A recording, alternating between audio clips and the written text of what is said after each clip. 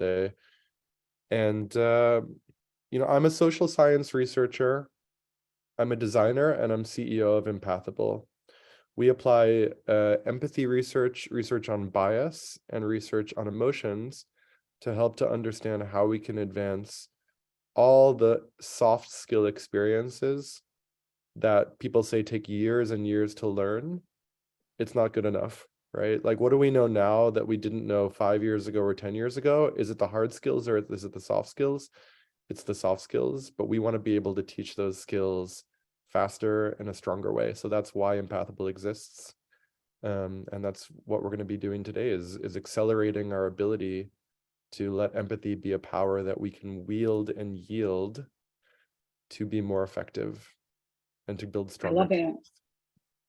Wield and yield. And I think that there's so much of the work that you're doing that has application just beyond workplaces specifically. I think a lot of folks are really deeply involved and embedded in community as well. We sit on boards and PTAs and all kinds of other associations. And so I think that there are nuggets from the work that you do that are applicable beyond just, I think, like our jobby jobs.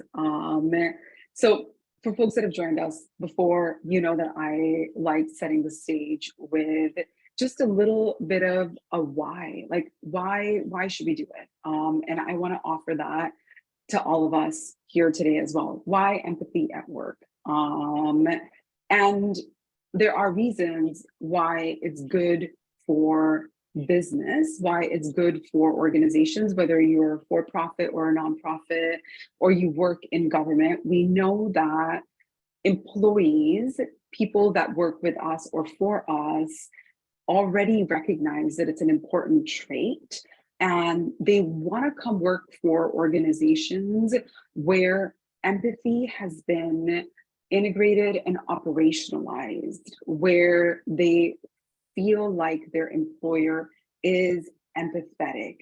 And I want to highlight that in a lot of instances, people stay with employers that are more empathetic at the risk of making less money. And that tends to be true across industries, and that tends to be true across different job categories. And we see this with frontline workers. They want to stay with organizations and managers that genuinely care for them. But we also see this in higher income professions. We see this with lawyers, we see this with engineers. So across the board, it's good for our organization. It helps keep people with us. It's also positively related to just doing a better job at work, not working longer, not necessarily spending 20 hours a day working, but being able to work well. Because in organizations where empathy is high, it's often also that their autonomy is high, right? So I can make decisions quickly, I can get work done. We know that both in terms of revenue and in terms of impact, companies that are empathetic are also likely to outperform their peers. And there's a lot that I could say, for instance, about philanthropy. It's something that I've been thinking a lot about. Philanthropy tends not to be the most empathetic environment. And as a result, we continue to see not great impact coming out of some of the largest philanthropic organizations in the world. And at the same time, we see lots of small scrappy organizations kind of outperform their peers. And I've seen that with Slack over the last 5 or 6 years.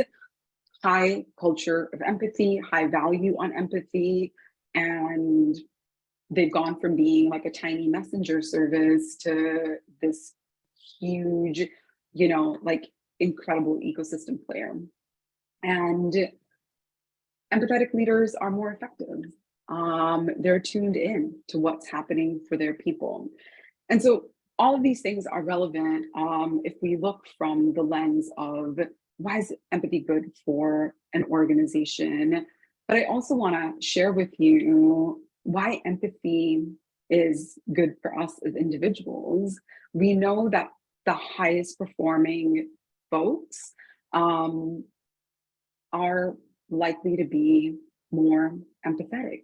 And a lot of times, you know, and I think partly due to social media, we have a sense that we're putting ourselves in like Succession or Billions or one of these shows where like business leaders are super aggressive. I don't know, like if that resonates with you. I'm like, do I have to be an asshole to be like successful? Because I haven't really been able to tap into the asshole in me frequently enough. But all of the research shows us that actually the most successful people are the most empathetic. And it's certainly something that I've seen over the last 3 years of running my own business. Is the best CEOs that I work with are the ones that are most empathetic. Okay, I want to shift gears a little bit and address this piece, right? I think a lot of us have heard this phrase that empathy is walking a mile in someone else's shoes. And there are miles that I want to walk in the shoes of adventurers and explorers. But that's not actually what empathy is. It's not walking a mile in someone else's shoes. We don't have to live through a very specific trauma in order to access empathy. And lots of mixed feelings about Brene Brown specifically, but I do like that she makes some of these concepts really accessible for us. And in particular, this view on empathy focused on connecting to the emotion that someone else is feeling, why they might be feeling it, right? That reason or that specific situation or circumstance we may not have in common, but a lot of times we can tap into the emotion of feeling sad or overwhelmed, or also like the positive emotions. We're able to mirror joy and happiness, gratitude.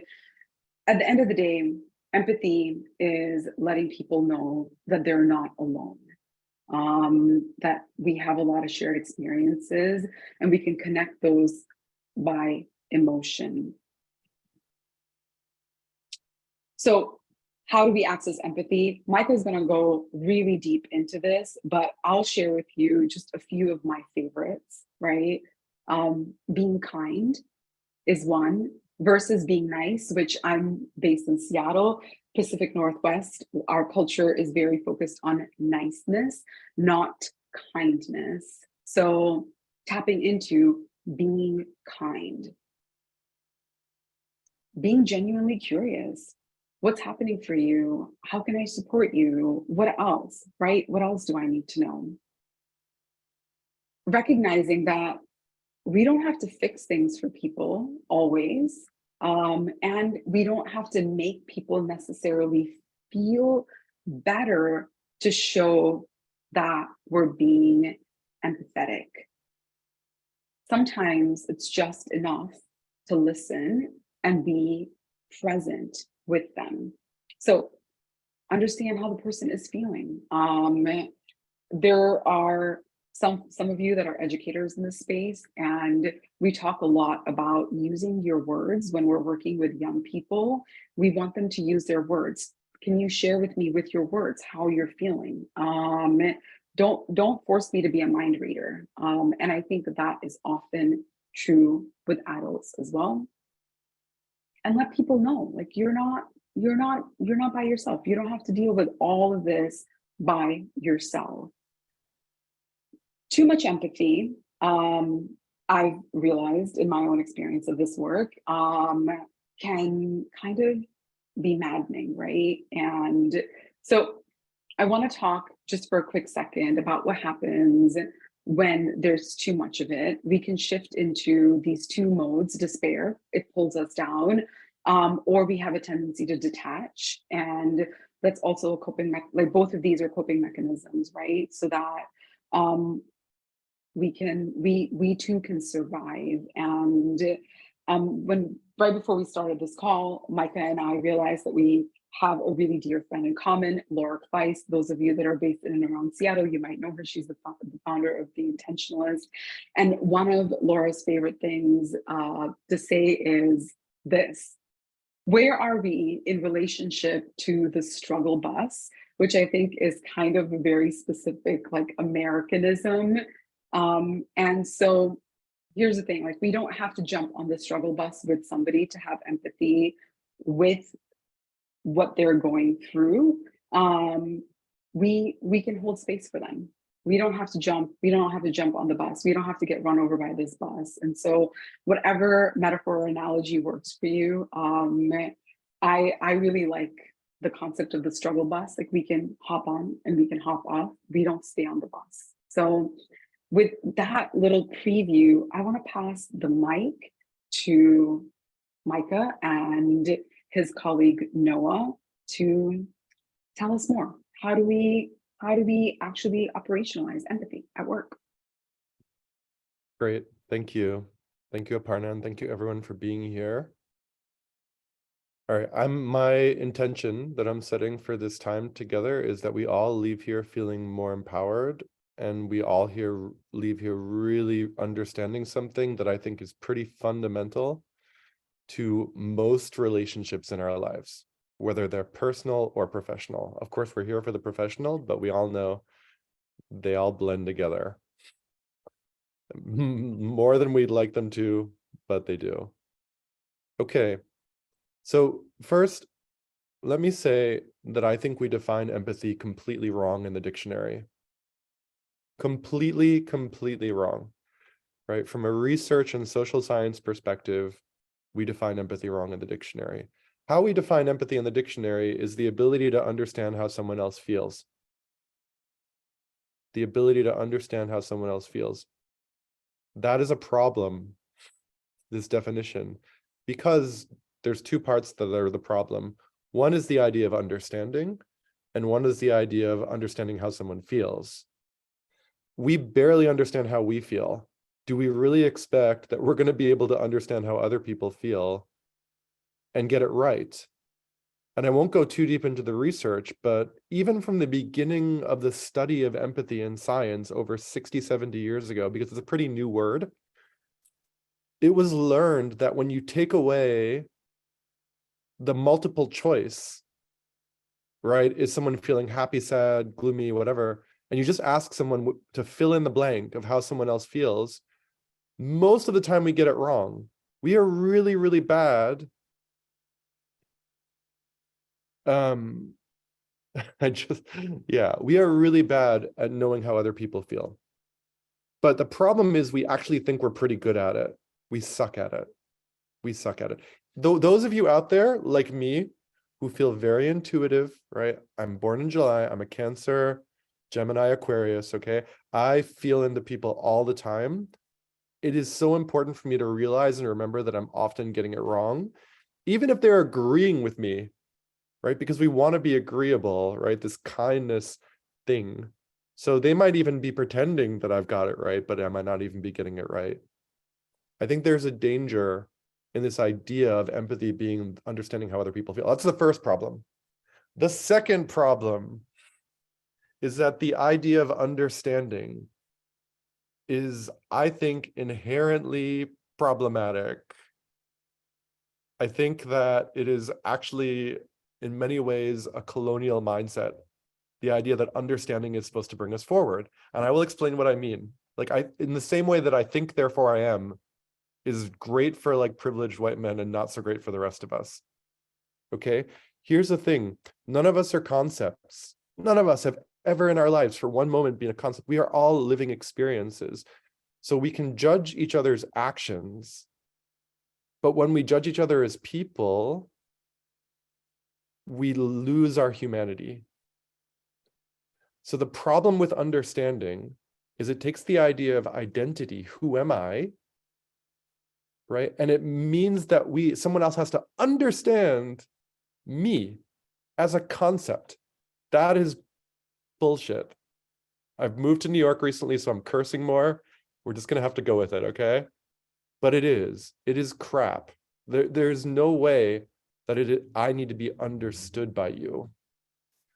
What I need and what you need is a redefinition of empathy. Here for it on a Monday morning. Heck yeah. I'm pulling back and saying heck yeah.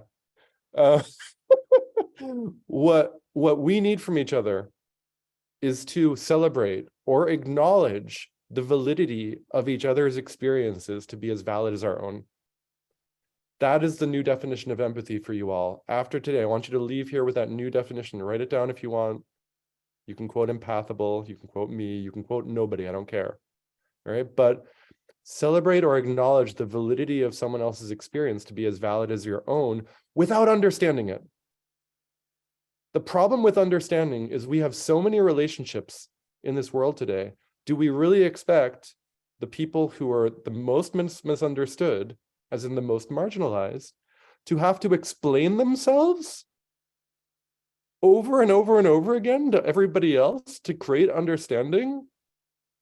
That is an unreasonable request.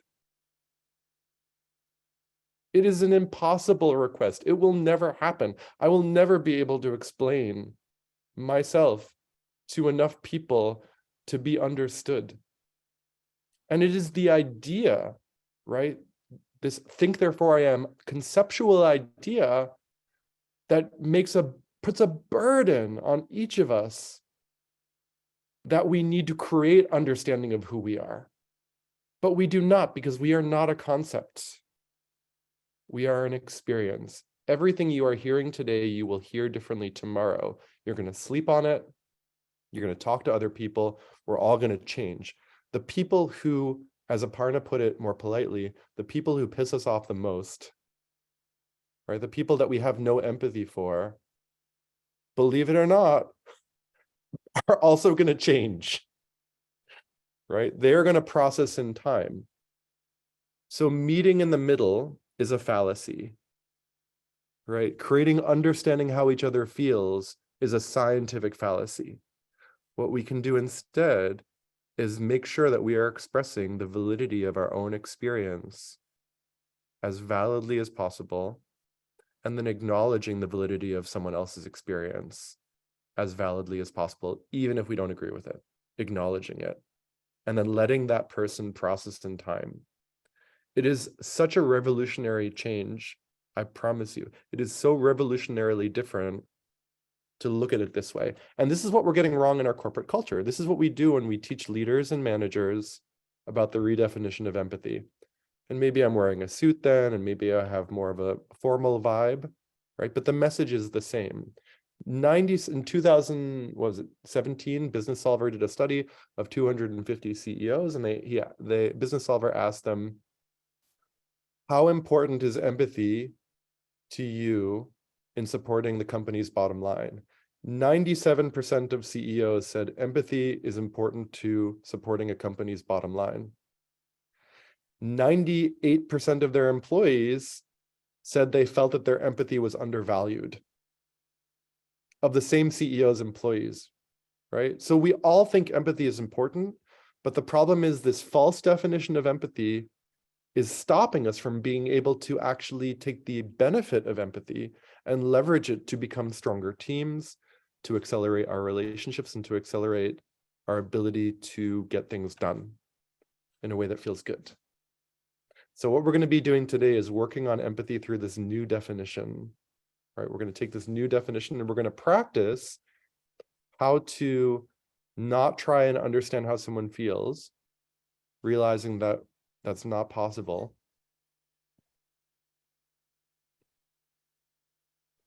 Yeah, we can put the new definition into the chat. Absolutely. Noah, I don't know if you can do it while I'm, or, I'll do it at some point, I promise. Right. So what we're going to do is practice, instead of trying to understand someone's feelings, what we're going to do instead is acknowledge the validity of that person's experience to be as valid as our own. And then from our own valid experience, we are going to figure out what we can do to make our experience, to enact our experience as validly as possible. And it's going to make a lot more sense when we go into the experience itself, I promise. Okay. I've been talking for about, over 5 minutes. I want to pause for a second and ask anyone to speak into kind of the conversation. What has come up for you? What have you noticed? What is resonating with you? Please feel free to unmute and share at this point. And whoever can come on camera, it's super appreciated.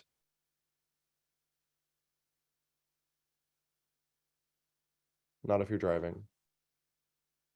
Otherwise, come on camera, please, if you can. Hi, this is Andrea. I'm sorry, I look like a hot mess because of spring break with the kiddos. I would totally come on video normally. I just wanted to say I so appreciate the new definition that you presented today, because I'm also a facilitator and consultant, and I often talk about feedback fatigue that folks of color or folks from marginalized communities come from. And to then now connect it to your definition of empathy, of like, that's what's the exhaustive part in it, is the convincing, right? And so how do we show folks that, empathy, having empathy and holding empathy in the way that you've defined it would then eliminate so much of the fatigue and the lift, the headspace, the mental labor, emotional labor that folks who are at the fringes are currently experiencing and continue to experience. Here for it. Who else would like to share?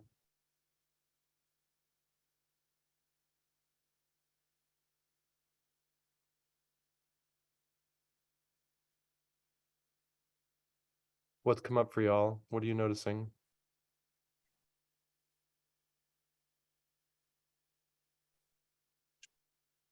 Yeah, Aparna. So one question that I have that comes up for me often in these conversations is, where are the boundaries or the edges in defining validity? And I ask this because is the experience of someone or the values of someone who is homophobic or transphobic, or right, like a lot of these isms, do I see them as being valid? And I often find myself like really in this fuzzy boundary of saying, well, like, I want to respect and honor you, and gosh, like this way of being is so hard. So what does it mean to have empathy for someone who, like, for instance, is a Nazi? Mm-hmm. Mm-hmm. Yeah. Can we articulate their experience as they are expressing it? Can we express to them what we are hearing them say, so that they can feel that we are acknowledging the validity of their experience? Can we do that without pretending or acting like we agree with it? Is that possible? I don't know. In the most extreme cases, I don't know. But it's still a valid question, I think. Is it possible to articulate what we are hearing someone else say in a way that is clearly saying, I am hearing what you're saying, and I'm acknowledging that this is your experience, even if I don't agree with it, right? Like, is that possible? I think I don't have the answer, y'all, okay? But I think it's a valid question to be asking. I personally think it's a valid question to be asking. I would also say that from a social science standpoint, in order to create radical change, without changing radicals, the most important thing we can be doing in our organization is getting 2 people in every room who are comfortable and willing to speak up for the rights of others. Not getting 5 people in a room as the next step. That's nice. It's a dreamy idea, right? But we're not there yet. Where are we today? We are at 1 person in a room. We are at all of you all in this call right now, speaking up, saying what you think, saying what you feel. People think you're the squeaky wheel. People think you're the bad person. People think you're causing trouble. because not enough people are backing you up. Right? So in the spectrum of bias, we're not looking to convert the explicitly biased person to all of a sudden be the change maker. That is an unreasonable expectation. What we're looking to do is have the almost ally align with the outspoken advocate and say, hey, actually that sexist comment, or, actually I found that comment also a bit sexist. It kind of bothered me as well. Yeah, thanks for bringing that up, Aparna. I know you probably didn't mean it that way, but I'm glad you brought it up, and actually I felt that way too. Can we talk about it? Right, that's so different than Aparna. Laura, that's so different than Aparna speaking up and saying it by herself and not having a second person in the room. So I know we want resources here. I'm going to give you a resource, or Noah can give you a resource. And I'll just do it because I'm already on it takes 1 second. Okay, so on our blog, here is an article about why creating 2 in the room is the most important thing that we should be looking to do in our organizations when it comes to increasing empathy and belonging, and how this can also take away some of the stress of feeling like we need to change the person who is the most problematic, even if they piss us off the most. And we talk about this also in our training. Okay, for now, what I'd like to do, and I want to make sure I'm getting this order right, so Aparna, please course correct me if I'm not, but I'd like to have us all practice this new definition of empathy by walking in the shoes of someone else. Is that okay? Okay, so this is what Empathable does, and this is what we're going to be doing today. This is how we accelerate relationship building and culture and learning and soft skills, whether that's internal or whether that's for external facing people to help work with their customers better. Our one caveat is we only do it for good things. Okay.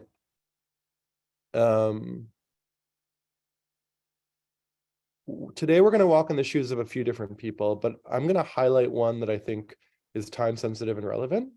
So we've created an experience that is great for AAPI month. As an Asian founder, I'm really proud of this experience. And this is the experience of someone, these are all real moments in real people's lives, real memories recreated as true to life as possible. Never dramatizations, never bullet points and concepts, right? We're really, really going for accelerating learning by sharing experiences. This is the experience of someone whose nickname is Y. So we're going to call him Y. Y is a program director in Silicon Valley. He has been in the Valley for 25 plus years as a director at many, many different marquee companies, working with many different teams.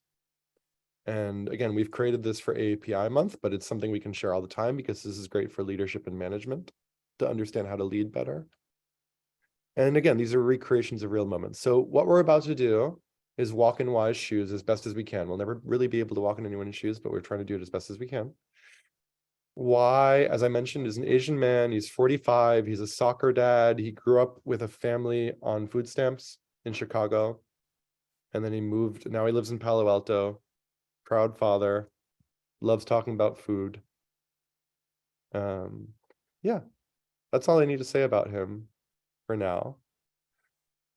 This experience is very often POV, point of view, right? So what that means is the camera is the person's eyes. So you're going to see the world through Y's eyes. You're never going to see Y. And instead of hearing Y's voice, I'm going to invite you to speak the subtitles out loud so that you can hear yourself in the experience, which will bring you closer to experiencing the validity of Y's experience. And we share this in a facilitated training or an app, but right now we're doing it live together. All right, so Noah, whenever you're ready, this first experience, all I encourage everyone to do is stay on mute and go ahead and read the subtitles out loud as they appear, and you will be more immersed into Y's experience. And Noah, share whatever scene you want to share first of Y. Maybe feedback, maybe that one. And if we can spotlight Noah, that'd be great. There we go. Okay, read the subtitles out loud as they come up. Yes. Yes, totally. I can bring that up at stand-up tomorrow. No, this is great. I didn't know that. Awesome, thank you. I really appreciate it. Oh, okay. Okay, sounds good. Okay, bye. Hey, didn't hear you coming. Good. How are you? Yes, I sent over the work streams last night. Did you get a chance to review them?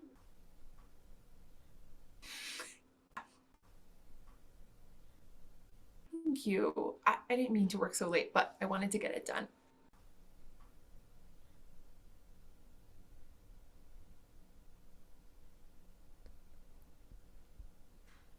Oh, okay, I hear you. What sort of things specifically?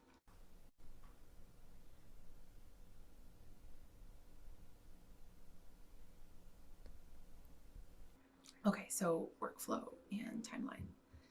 Got it.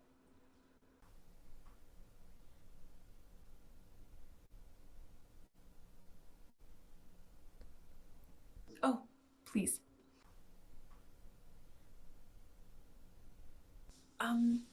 To be honest, I thought I was on the right track, but clearly I wasn't. I guess I'm just feeling a bit deflated. I thought I was doing well, but maybe not.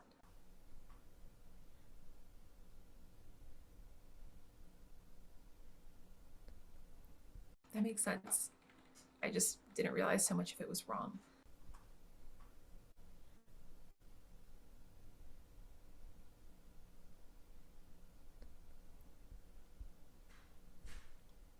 Okay, that makes sense. I guess my last company wasn't as focused on the visuals. I could take another look at the timelines now that you mention it.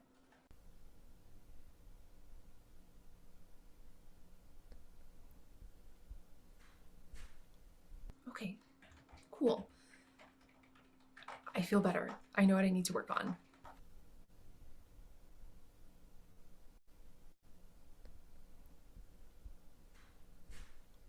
Okay, great.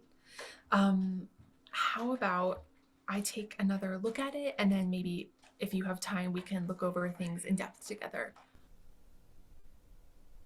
Awesome. Thank you. I really appreciate the chance to improve.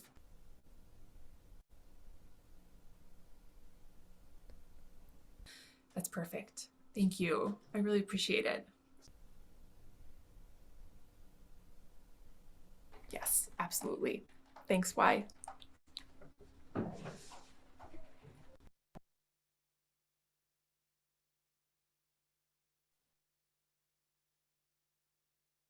Okay, welcome back. So here's the thing about memories as opposed to dramatizations, right? We're not here to tell you what to think. And we're not here to say there's one way to do things or this was even the right way or the wrong way. We're here to show this is exactly what happened. And now let's talk about it. It is so easy to want to make a judgment, but what I'd love us all to try and do instead is articulate what we noticed and then share in our completely own valid experience how we would approach it similarly or differently without feeling like we need to defend it at all because it is valid where it is right now. So can we all unmute and share? Whoever feels comfortable, please go ahead and go for it.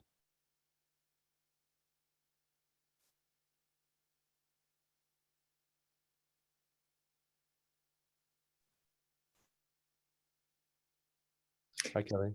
Hi, I wanted to make sure I understood the parameters of what you'd like us to share. What are you asking us about? I mean, I liked it. I thought the perspective was amazing. You could see her deflation right away, and then you could see her perk up when he kind of, said, this is just a different perspective. That's how I heard it. So it was a very powerful engagement because she was kind of scooped up and brought back to, no, you're not doing terribly. Let's just talk about how this can be an opportunity for improvement. So I thought it was pretty well done. The only thing that kind of struck me as maybe not the kindest is when he said, based on this feedback, let's see how you're going to do, and then we'll circle back. But that's just like a style thing. Who cares? The whole content of the meeting I thought was very respectful and informative. She didn't get lost in her feelings. So Kelly, thank you for sharing that. And then, how would you have approached it, in your own valid experience and your perception of that, in terms of the kindness? What would you have done differently? I think I probably I would not have done perfectly. He did perfectly. And I think I just wouldn't have said that one particular thing, because it was feeling like it was grooving to me. And then that was a little bit of, well, you should still be a little bit scared. That's how I interpreted it. And I didn't think that was the most polite. It's not a big deal. It's just a matter of style. It didn't really take away from the content. Yeah, thank you so much for sharing that. So before anybody else shares, I wanted to explain to you what I'm doing internally as Kelly is speaking, because this embodies the redefinition of empathy. What I'm doing is I'm trying to hear her experience and acknowledge it as a valid experience, as valid as my own, while also acknowledging that my experience is equally valid to Kelly's, right? What I'm not doing is getting into a space of agreement or disagreement. That is so different, I think, than what we normally do. So what I'd love for is for someone else to share what their valid experience was.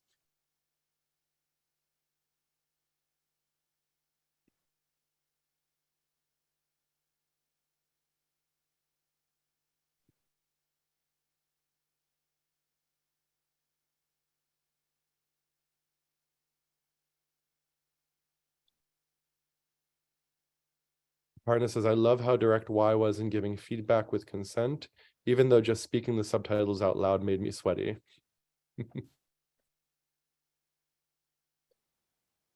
Yeah, who else would like to share? Maybe one more person. Otherwise, we'll go into another scene. Oh, Laura, great.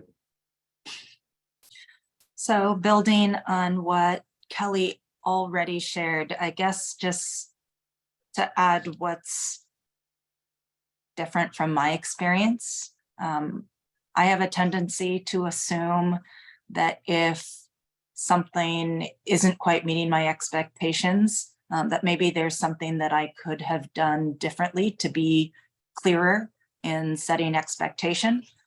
So I guess my early experience as a manager was shaped not by just setting the tone and expecting everybody to do what I say, but by the importance of, if something isn't happening the way that it needs to look first at myself before looking at any members of my team. And so I think in that respect, if I were to have the conversation, again, not to critique anything, but from my experience, I would have visited if there were any questions about the way that I had provided initial direction. Because in my mind, the opportunity to set a team member up for success starts with me, and knowing nothing else about any prior conversations, but from the script, understanding that this is a really new team member, maybe there's something that I could have done differently to make it easier for her to present the information the way that I seem to expect it. Thank you, Laura. Thank you so much for sharing that. Yeah. I want to get into a mindset and space that we're all hearing each other entirely and fully, and that all of the things that are being shared are being acknowledged as valid. So I just want to affirm that that's what I'm doing with everything you've shared right now. Let's walk into another scene together. Let's do one more. And those of you who haven't shared so far, I'd really, really love it if you wouldn't mind sharing after this. Okay, Noah, whenever you're ready. And remember, keep speaking those subtitles out loud. You'll be more immersed into the experience. let's do another scene from Y's experience. So we have experiences from people across identities, through all of the DEI lenses, aligned to Heritage Months, but also in general. But since May is coming up, we're going to share one more scene from Y.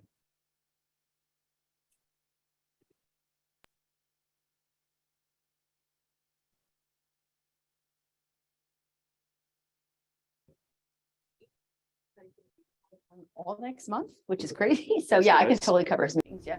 Good. I greatly appreciate it because I've been like Hey, why? overloaded, so Yeah. No worries. I'll let Lynn know this I week. appreciate Yeah. it. Thank you. Yep. Yeah. Why? How was the weekend, by the way?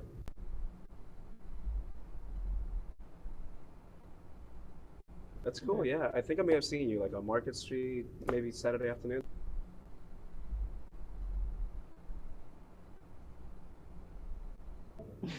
Are you sure? Because I mean, maybe I was inside the car, but he was wearing your exact coat. Oh, come on now, Adolfo. You know why is the only one that dresses so fine. Yeah, true. Okay. Oh, yeah, all right.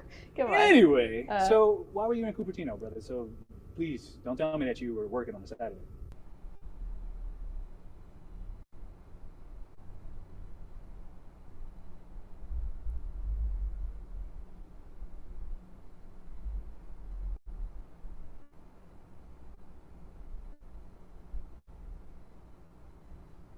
What? He said No what? way. He Say said it again. that. Dude, You that said is what? awful. That is There's awful. no way. Why would you do that? I'm so sorry. I heard what I heard.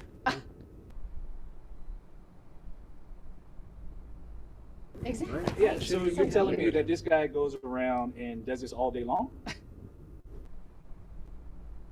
Listen, bruh, I've got to apologize. I'm sorry to you I am and so your sorry. wife That is that awful. you that guys is- went through that. That's Like, terrible. Yeah, this is nuts.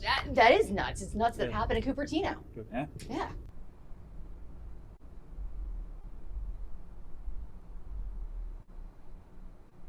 Ah, I don't know how you're handling this with such grace. Why? Seriously. I mean, I would have been so furious all weekend. Yeah, Furious. that's true. Yeah. I mean, that is disgusting. I'm so sorry, but what can we do to change this guy?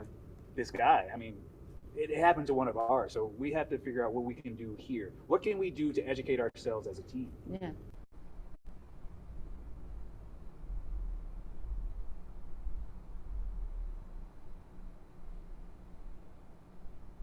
I saw a preview for that. That's on Netflix, right? Yeah. Yeah, okay.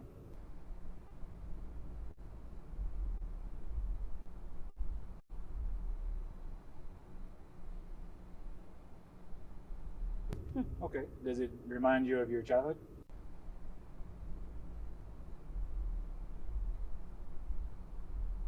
Okay. Yeah, I'm totally down to watch a film at work, Lowell. Lol. What? I've been hanging out with my Lowell. little brother. Lamau. Listen, I would love for us to get together and just discuss this together. Yeah. When should we watch it by? It works for me. Yeah. Yeah, that works. Yeah, Yeah. I presently logged that on my.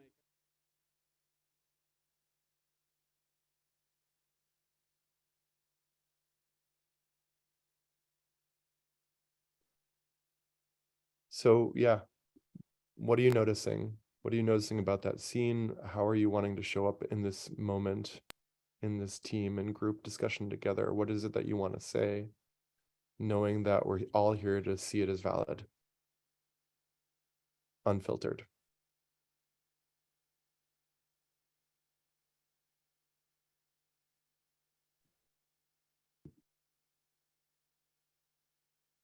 Yeah, Kelly. I like this guy. I I was surprised that he shared such a intimate, disturbing thing with folks just kind of right off the bat.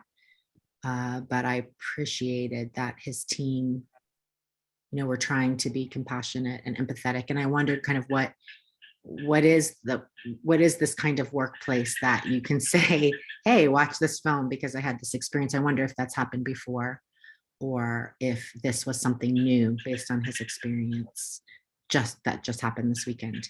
So what an interesting exchange. And I appreciate how the team members, tried to be empathetic, appeared to really take in and be offended that their teammate was hurt. Yeah, thank you for sharing that. Maybe someone who hasn't shared yet. I would love if you wouldn't mind unmuting and sharing.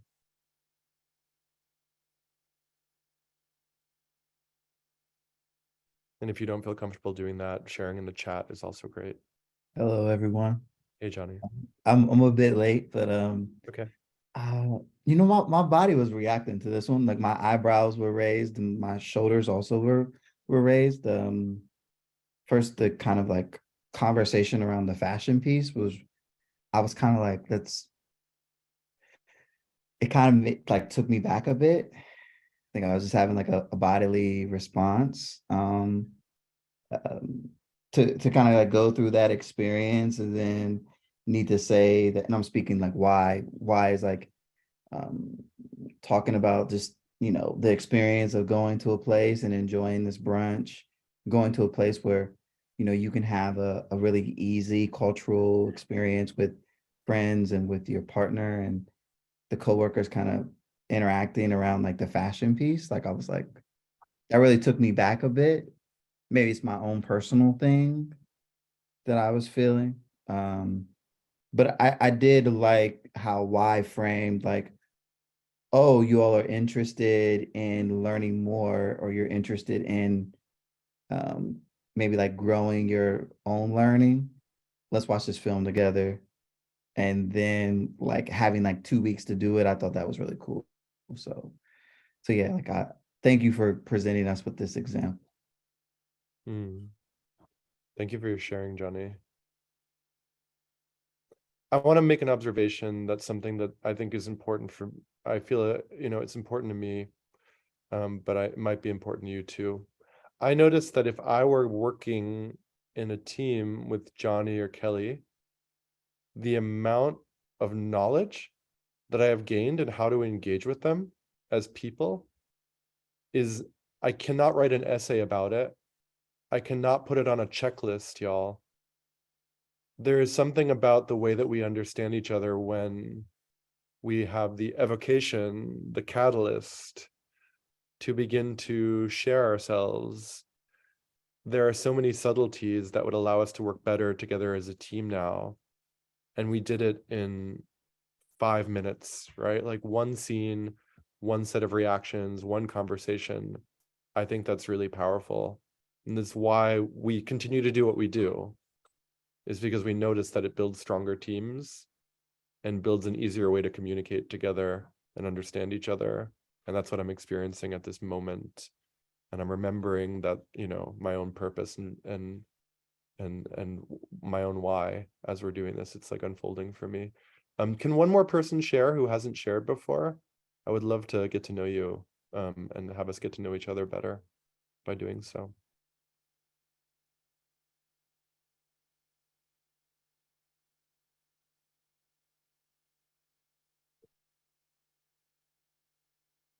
Maybe Maha or Evelyn, if you're open to it, and if not, don't want to over ask.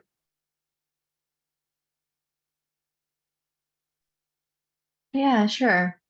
Um, I think I was also having a physical reaction. So I appreciate Johnny saying that because it helped me realize too that I was having physical reactions through that piece. Um, I think the beginning was really awkward, or I felt awkward in terms of the coworker not recognizing them and kind of doubling down on that.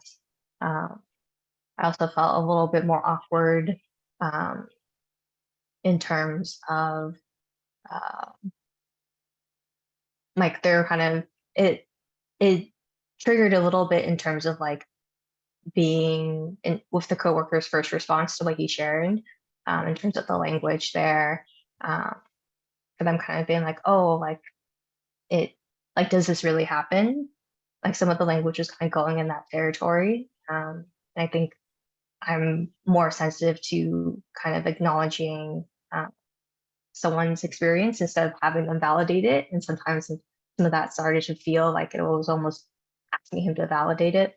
But then it did seem like they were trying to kind of learn. I think I left like not really sure about how that relationship was. Like in some ways it felt superficial with not being recognized, but then in other ways it felt like they were trying to deepen it.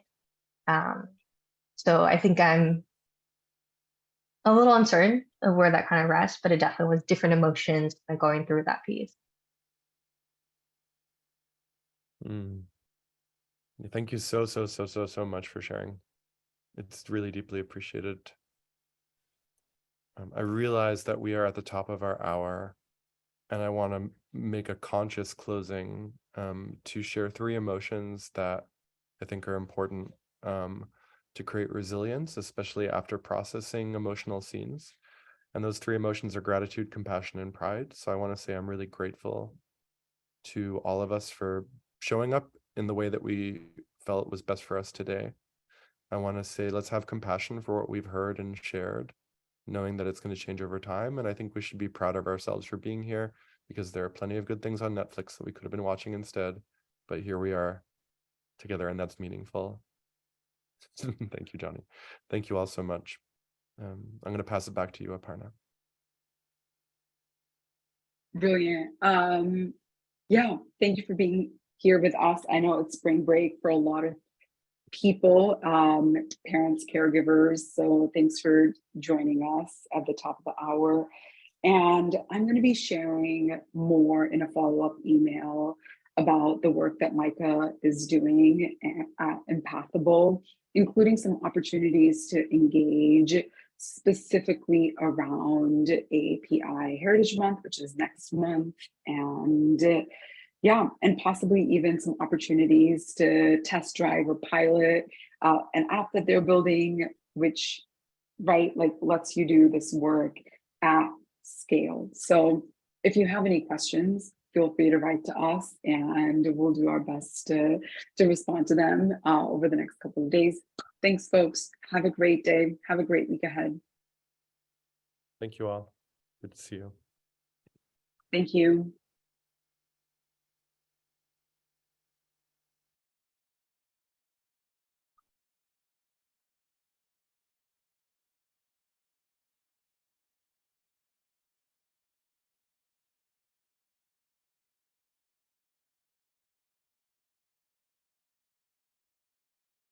Hey, you.